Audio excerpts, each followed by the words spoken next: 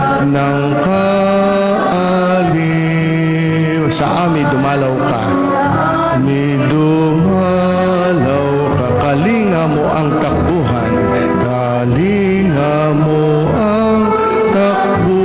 Noong unang-una pa, noong unang-una pa, pawiin ang aming pagod, in ang aming pampasani pag-aanin, pag-aanin, minamahal kong kandungan. Umawat kayo. Sa hapis kami hanguin, sa hapis kami hanguin, liwanag ng kabanalan, ng kabanalan.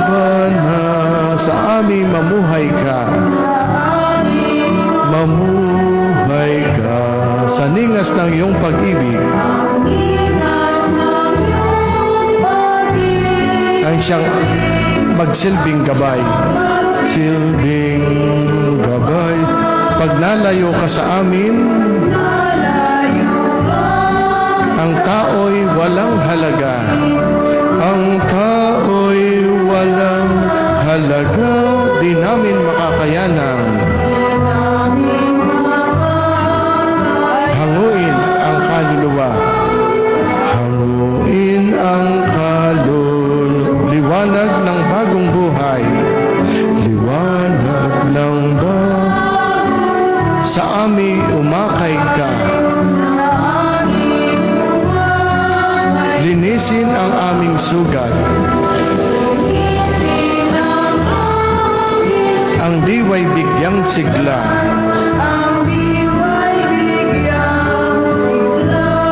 akitin mo ang palalo, damayan ang naliligaw, ituro mo ang landasin patungo sa aming tanglaw, sa aming tanglaw, liwanag ng aming puso, liwanag ng aming puso, sa aming manahan ka, sa aming manahan ka, idulot mo sa amin, mo po sa ang kapayapaang wagas, ang wagas, ang iyong gantimpala't mana, pangako mong kasalinlan, ang bunga ng pagkandili,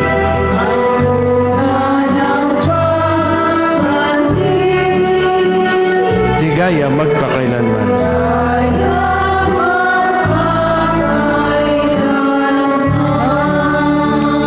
Manalangin tayo. Ang manaming makapangyarihan, iniluluhog namin sa iyong dakilang kamahalan na katulad ng iyong anak na naging hindi naiiba sa mga tao at ngayon dinala sa iyong banal na templo, kami rin naway maging dalisay at marapat dalhin sa banal na tahanan mo sa pagtitipong ito sa pamamagitan ni Jesucristo kasama ng Espiritu Santo magpasawalang hanggan.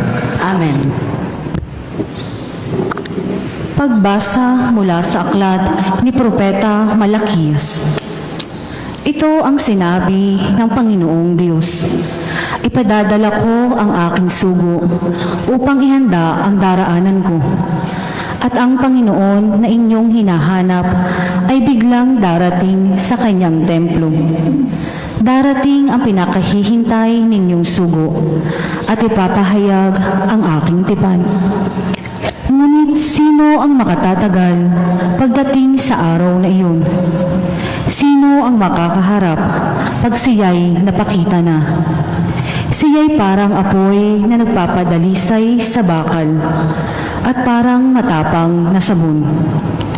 Darating siya para humatol at dadalisay niya ang mga saserdote, tulad ng pagdalisay sa pilak at ginto. Sa gayon, magiging karapat-dapat silang maghandog sa Panginoon at ang mga handog na dadalhin ng mga taga-Huda at Jerusalem ay magiging kalugod-lugod sa Kanya, tulad ng dati. Ang salita ng Diyos. Salamat. Pagbasa mula sa sulat sa mga Ebreo. Iyamang ang mga anak na tinuturing ng Diyos ay tao. Naging tao rin si Jesus tulad nila, may laman at dugo. Ginawa niya ito upang sa pamamagitan ng kanyang kamatayan ay maigupo niya ang Diablo na siyang may kapangyarihan sa kamatayan. Sa gayon, pinalaya niya ang lahat ng naging alipin habang panahon dahil sa kanilang takot sa kamatayan. Hindi ang mga anghel ang kanyang tinutulungan, kundi ang lahi ni Abraham. Kaya kinailangang matulad siya sa kanyang mga kapatid sa lahat ng paraan.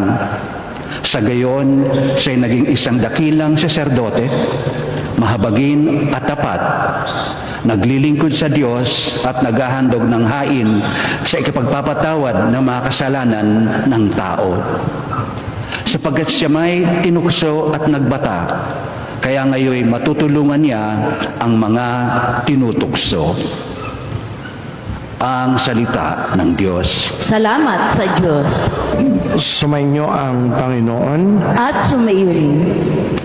Ang mabuting balita ng ating Panginoon ayon kay San Lucas. Papuri sa iyo, Panginoon. Nang dumating ang araw ng paglilinis sa kanila ayon sa kautusan ni Moises, si Jesus ay dinala ng kanyang mga magulang sa Jerusalem upang iharap sa Panginoon. Sapagkat ayon sa kautusan, ang bawat panganay na lalaki ay nakatalaga sa Panginoon, at naghandog sila ayon sa hinihingi ng kautusan ng Panginoon, mag-asawang bato-bato o dalawang inakay na kalapati. May isang tao noon sa Jerusalem, ang pangalay Simeon. Matapat at malapit sa Diyos ang lalaking ito na naghihintay ng katubusan ng Israel. Sumasa kanya ang Espiritu Santo na nagpahayag sa kanya na hindi siya mamamatay hanggat hindi niya nakikita ang Mesiyas na ipinangako ng Panginoon. Sa patnubay ng Espiritu, pumasok siya sa templo at nang dalhin doon ng kanyang mga magulang ang sanggol na si Jesus upang gawin ang hinihingi ng kautusan. Siya'y kinalong ni Simeon. Ito'y nagpuri sa Diyos ng wika, "Kunin mo na, Panginoon, ang iyong abang alipin ayon sa inyong pangako. Yamang nakita na ng aking mga mata ang iyong tagapagligtas na inihanda mo para sa lahat ng bansa. Liwanag itong tatanglaw sa mga hentil at magbibigay karangalan sa iyong bayang Israel." Namangha ang ama at ina ng sanggol at sinabi ni Simeon tungkol sa kanya. Binasbasan sila ni Simeon at sinabi kay Maria, "Tandaan mo, ang batang ito'y nakatalaga sa ikapapahamak o ikaliligtas ng marami sa Israel. Isang tanda mula sa Diyos, ngunit hahamakin ng marami, kaya't mahahayag ang kanilang iniisip. Dahil diyan, ang puso mo'y para na ring tinarakan ng balaraw." Naroon din sa templo ang isang propetang babae na ang pangalay Ana, anak ni Panuel, mula sa lipi ni Aser. Siya'y napakatanda na. 7 taon lamang silang nagsama ng kanyang asawa nang siya'y mabalo. Ngayon, 84 na taon na siya. Lagi siya sa templo, araw-gabi ay sumasamba sa Diyos sa pamamagitan ng pag-aayuno at pananalangin. Lumapit siya ng oras ding iyon at nagpasalamat sa Diyos. Nagsalita rin siya tungkol kay Jesus sa lahat na naghihintay sa pagpapalaya ng Diyos sa Jerusalem. Nang maisagawa na nila ang bagay ayon sa kautusan, bumalik sila sa kanilang bayan sa Nazaret, Galilea. Ang bata'y lumaking malakas, marunong at kalugod-lugod sa paningin ng Diyos. Ito mga kapatid ang mabuting balita ng ating Panginoon. Pinupuri ka namin, Panginoong Heso Kristo. Okay, magandang umaga po sa inyong lahat. Magandang umaga po, Pat. Magandang buhay sa mga sumisimba sa pamamagitan ng online mass. Ang gospel po ay na narinig ninyo, ay di yun nga si Jesus, 40 days pagkatapos isilang siya ni Mama Mary, ay dinala ng mag-asawang Jose at Maria sa templo. Yun ay iniaalay para iaalay sa templo, ibig sabihin mabubuhay sa Diyos na, paragang sa templo na ito ang aking anak. Pero anong ginawa? Hindi naman iniwanan ni Maria at ni Jose ang kanilang anak sa templo para ialay. Dala-dala lamang, pero bukod kay Jesus, may dala ding bato-bato. Mga bato-bato, ano gan nakalagay din eh. Narinig nyo naman, may dalang mag-asawang bato-bato at 2 inakay na kalapati. Pagka mahirap, ang idinadala ay bato-bato, mag-asawa, inakay na kalapati. Okay. At pagkatapos ay di sila'y umalis na, ay kala ko bagay inialay si Jesus. Ay sa halip na si Jesus, ay di ang iniwan nila ay bato-bato at kalapate, yun ang iniiwan. Parang kayo pag nagmimisa kayo, pag nag-aalay, ang iniaalay po ninyo ay ang inyong sarili. Pero hindi naman kayo para magpaiwan dito. Ay mahahanapin kayo ng inyong asawa. Sa halip ay ang dinadala nyo yung kumisay saging, kumisay, kung ano-anong iniaalay. Yan kaya po gusto ko ang pag-aalay sa ating parokay tuloy. Kasi ang inyong pagsimbay, pag-aalay ng inyong sarili. Ang iniiwan ninyo ay hindi sarili, kundi kung ano man, kalimitay sobre ang inyong iniiwan. Yan, okay. Gayon Kaya yun At tingnan nyo meron 2 matanda. Ang isa, kapareho nyo. May matanda. At hinihintay pala si Jesus. Yun ay diniktahan ng Espiritu Santo. Ang sabi kasi nila sa sarili, ay katanda na, 84 na. Ang isa, sabi, hindi sila mamamatay. Yun ay odyok ng Espiritu Santo sa kanila. Hanggat hindi nila nakikita ang tagapagligtas. Ay nung dalhin nga, ikinalong ni Simeon si Jesus at ang sabi, pwede na akong mamatay. Nakita ko na ang pagliligtas ng Diyos. At the same is true with the other woman, babae naman. Sabi ay, kinalong din niya si Jesus. At gayon din ang sabi, pwede na rin akong mamatay. Ayun 2 iyon, matanda na, ayun ay nagre-represent sa matanda ng panahon. Ibig sabihin, matagal na panahon ng paghihintay ng daigdig sa ipinangako ng Diyos na darating na tagapagligtas. Napakatagal bago dumating, kaya tumanda na ang panahon.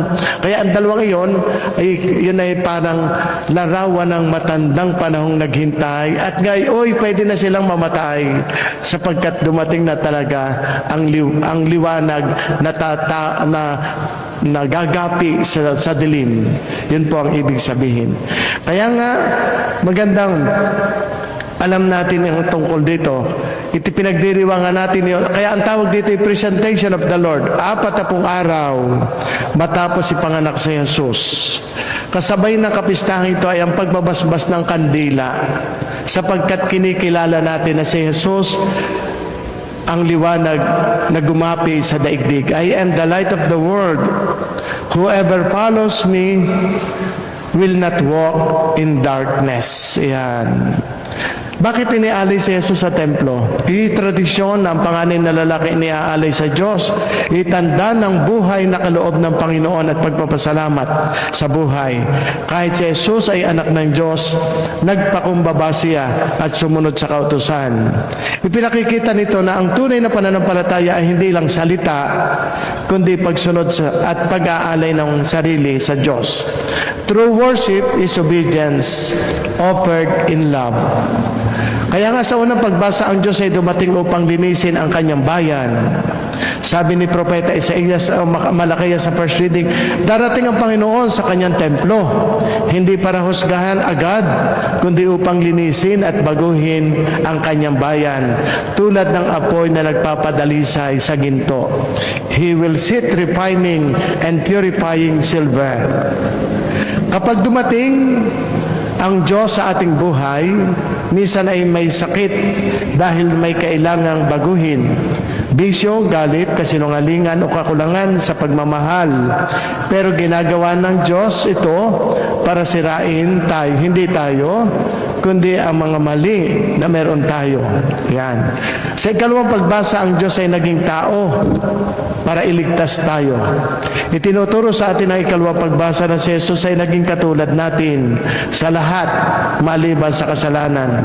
Naranasan niya ang hirap, tukso, sakit at takot upang tayo ay kanyang maunawaan at tulungan.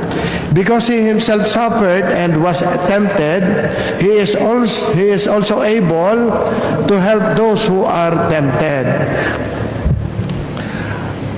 Kaya hindi malayo ang Diyos, hindi siya bulag sa ating pinagdadaanan.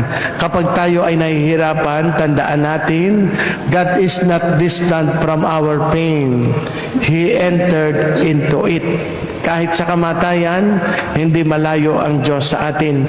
Sinasamahan pa rin tayo kahit sa libingan. Sabi sa awit, walang makapaghihiwalay sa atin sa pag-ibig ng Diyos. Sa gospel, si Jesus ang liwanag na matagal nang hinihintay. Sa ebanghelyo ating napakinggan, naroon si Simeon at Ana, matiyagang naghihintay, tapat sa pananalangin, bukas ang puso sa kalooban ng Diyos. Nang makita nila si Jesus, agad nila siyang nakilala. My eyes have seen your salvation, a light for revelation to the Gentiles.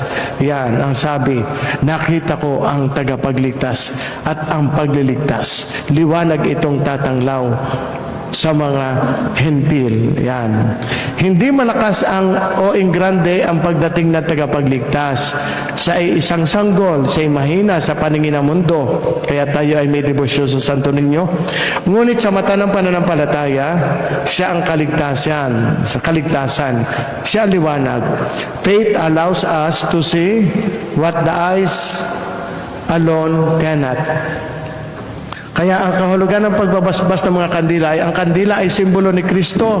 Taglay ninyo si Jesus sa inyong buhay. Taglay ninyo si Jesus sa inyong bahay. Apoy ay pag-ibig ng Diyos. Minamahal kayo ng Diyos. Liwanag, ito'y katotohanan at pag-asa. Lagi tayong umaasa sa pangako ng Diyos na langit. Nauupos, tayo dapat laging handang magsakripisyo. Ito'y pag-aalay ng sarili, maging liwanag para sa kapwa. Kapag tayo nagbibigay ng liwanag, hindi nababawasan ang ilaw at ang liwanag, ito'y lalong nadadagdagan. Kapag tayo ay may hawak na kandila, pinapaalalahanan tayo ng ating binyag. Tinanggap natin si Jesus bilang liwanag ng ating kaluluwa at ating buhay. Tinawag tayo maging liwanag sa mundo. Sabi nga, you are the light of the world. Sa ating tahanan, sa ating trabaho at komunidad, tayo dapat nagbibigay liwanag, lalo na sa mga taong nabubuhay sa dilim. Ialay muli ang ating sarili sa Diyos, hayaang ang liwanag ni Kristo ay baguhin ang ating puso at maging liwanag ng pag-asa para sa iba. The light shines in the darkness, and the darkness has not overcome it. Kaya yan ang mga paalala sa atin ng Candelaria ngayong araw na ito, February 2, Presentation of the Lord. Sige po, magsitayo po kayo. Tayo po yung magdadasal. Sa bawat panalangin po, sabihin niyo po, Panginoon, kaawaan mo kami. Pakiulit po. Panginoon, kaawaan mo kami. Ama naming makapangyarihan, magkaroon nawa ng katuparan ang inilahad naming mga pananalangin at ihatid nawa kami ng iyong pagpapala na makapiling mo sa iyong kaharian sa pamamagitan ni Jesucristong aming Panginoon. Amen. Pagpalain nawa kayo ng Diyos sa inyong pag-aalay.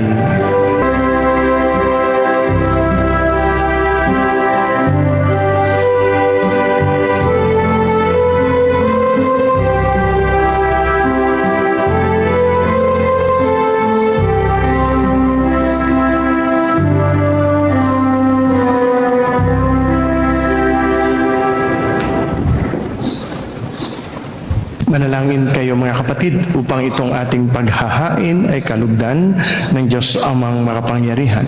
Tanggapin nawa ng Panginoon itong paghain sa iyong mga kamay, sa kapurihan niya at karangalan, sa ating kapakinabangan at sa buong sambayanan niyang banal.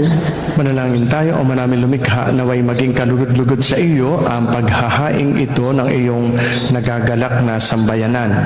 Niloob mong para sa ikabubuhay ng sanlibutan ay maihandog ang tupang maamo at walang bahid dungis si Jesucristo na iyong anak at aming Panginoon magpasawalang hanggan. Sumainyo ang Panginoon. At sumayoy, Itaas sa Diyos sa inyong puso at diwa. itinaas na namin sa Panginoon. Pasalamatan natin ang Panginoong ating Diyos. Marapat na siya ay pasalamatan. Ama naming makapangyarihan, tunay nga marapat na ikaw ay aming pasalamatan. Ngayon, dinala sa iyong templo ang anak mong dati ng di iba sa iyo. Siya ang nagbibigay karangalan sa Israel na iyong bayan. Siya ang ipinahayag ng Espiritu Santo bilang liwanag na tatanglaw sa lahat ng tao. Kaya kaisa ng mga anghel na nagsisiawit ng papuri sa iyo nang walang humpay sa kalangitan, kami nagbubunyi sa iyong kadakilaan.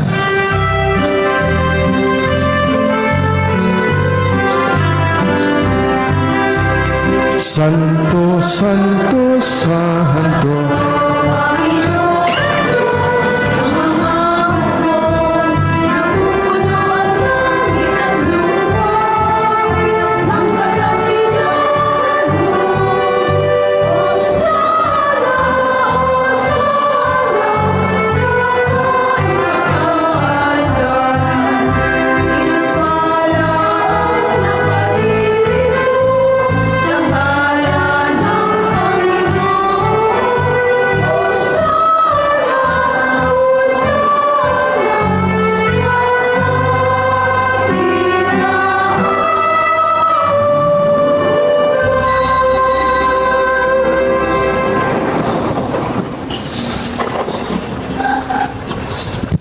Ama naming banal, ikaw ang bukal ng tanang kabanalan, kaya't sa pamamagitan ng iyong Espiritu, gawin mong banal ang mga kaloob na ito upang para sa aming maging katawan at dugo ng aming Panginoong Heso Kristo.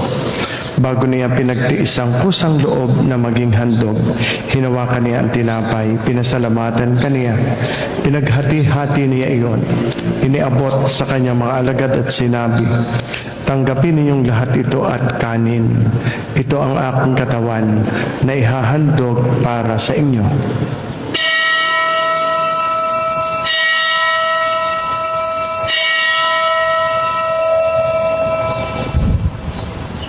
Gayun din naman nung matapos ang hapunan, hinawakan niya ang kaalis. Muli kaniyang pinasalamatan. Iniabot niya ang kalis sa kanyang mga alagad at sinabi, tanggapin ninyong lahat ito at inumin. Ito ang kalis ng aking dugo, ng bago at walang hanggang tipan. Ang aking dugo na ibubuhos para sa inyo at para sa lahat, sa ikapagpapatawad ng mga kasalanan. Gawin ninyo ito sa pag-alaala sa akin.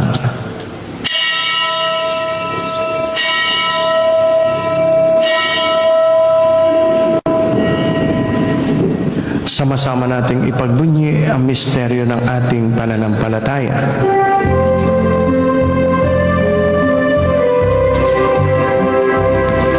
Si Kristo ay gunitain,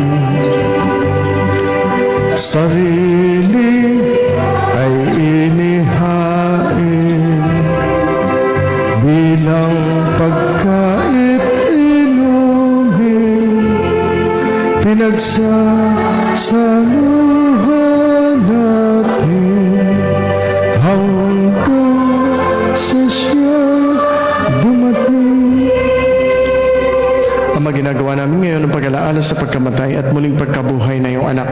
Kaya tiniaalay namin sa iyong tinapay na nagbibigay buhay at ang kalis na nagkakaloob ng kaligtasan. Kami nagpapasalamat dahil kami iyong minarapat na tumayo sa harap mo para maglingkod sa iyo. Sinasamo namin kami magsasalo-salo sa katawan at dugo ni Kristo ay mabuklod sa pagkakaisa sa pamamagitan ng Espiritu Santo. Ama, lingapin mo ang iyong simbahang laganap sa buong daigdig. Puspusin mo kami sa pag-ibig kay San Leon, aming Papa, Gilbert, aming Arsobispo, ng mga obispo at lahat ng mga pari. Alalahanin mo rin ang mga kapatid naming nahinlay na may pag-asang sila'y muling mabubuhay. Gayon din ang lahat ng mga pumanaw. Kaawaan mo sila at patuloyin sa iyong kaliwanagan. Kaawaan mo at pagindapatin kaming lahat na makasalo sa imbuhay na walang wakas kay isa na mahal na Birheng Maria, Ina ng Diyos, ni San Jose na kanyang kalinis-linisang esposo, kay isa ng mga apostol, ni Santa Rita ng Cassia na aming patrona, lahat ng mga martir, lahat ng mga banal na namuhay dito sa daigdig ng kalugod-lugod sa iyo. May pagdiwang nawa namin ang pagpupuri sa ikararangal mo sa pamamagitan ng iyong anak na aming Panginoong Hesus Kristo.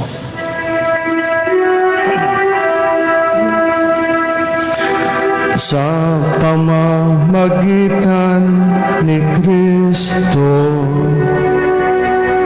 kasama niya at sa Kanya,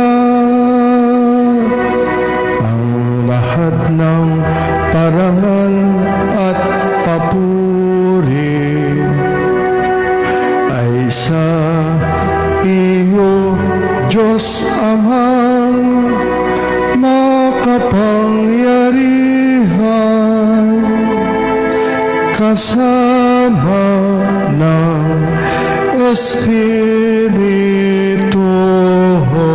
Santo, magpasawalang hanggan. Amen, amen, amen, amen, amen,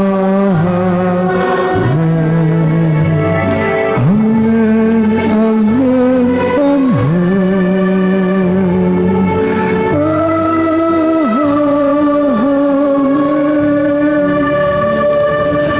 Awitin natin ang panalangin nating mga anak ng Diyos.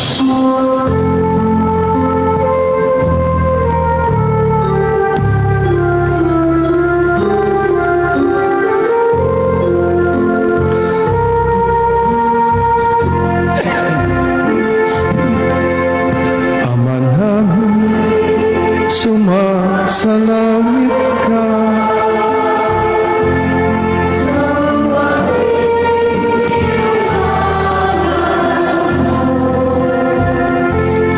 Mapasa amin ang kaharian mo,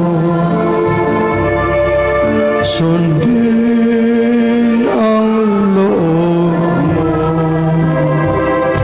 dito sa lupa para lang sa langit.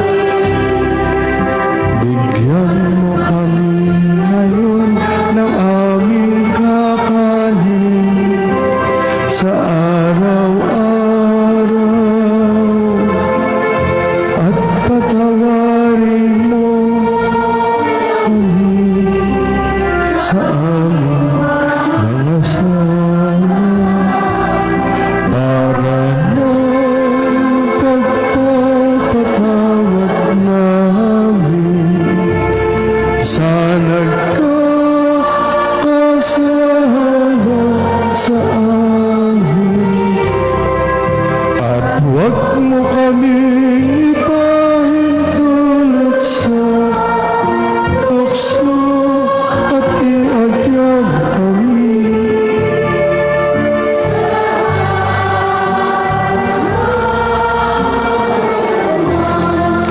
Hinihiling namin kami i-adjust sa lahat ng masama, pagkalooban ng kapayapaan araw-araw, iligtas sa kasalanan at tilayo sa lahat ng kapahamakan. Samantalang aming pinananabikan ang dakilang araw ng pagpapahayag ng tagapagligtas naming si Hesus Kristo.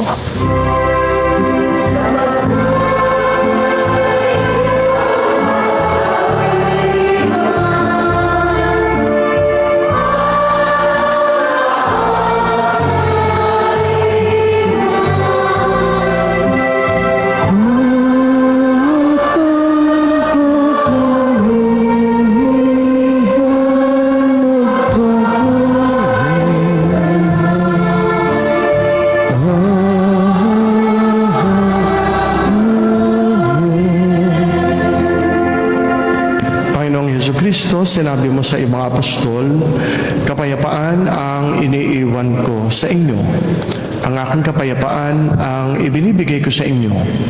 Tunghayan mo ang aming pananampalataya, huwag ang aming mga pagkakasala.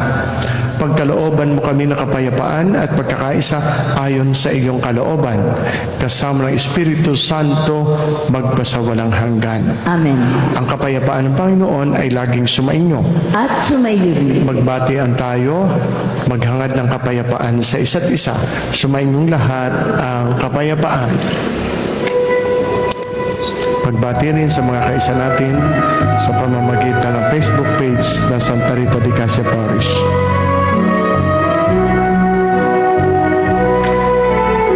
Cordial.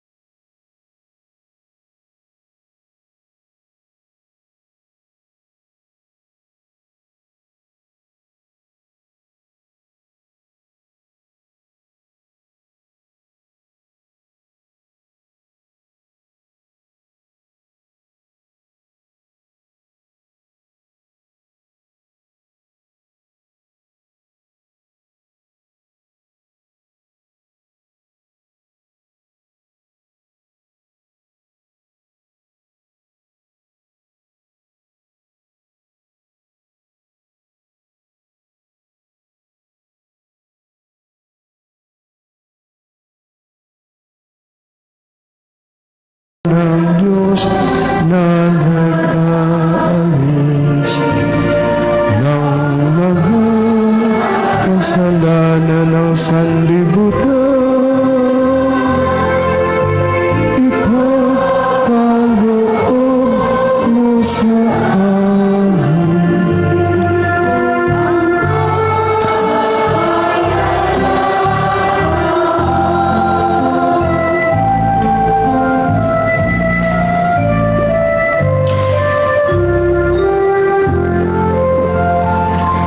Mga kapatid, narito si Kristo, ang kordero ng Diyos na nag-aalis ng mga kasalanan ng sanlibutan. Mapapalad ang mga taong inaanyayahan sa kanyang banal na piging. Panginoon, hindi ako karapat-dapat na magpatuloy sa iyo. Ngunit sa isang salita mo lamang ay gagaling na ako.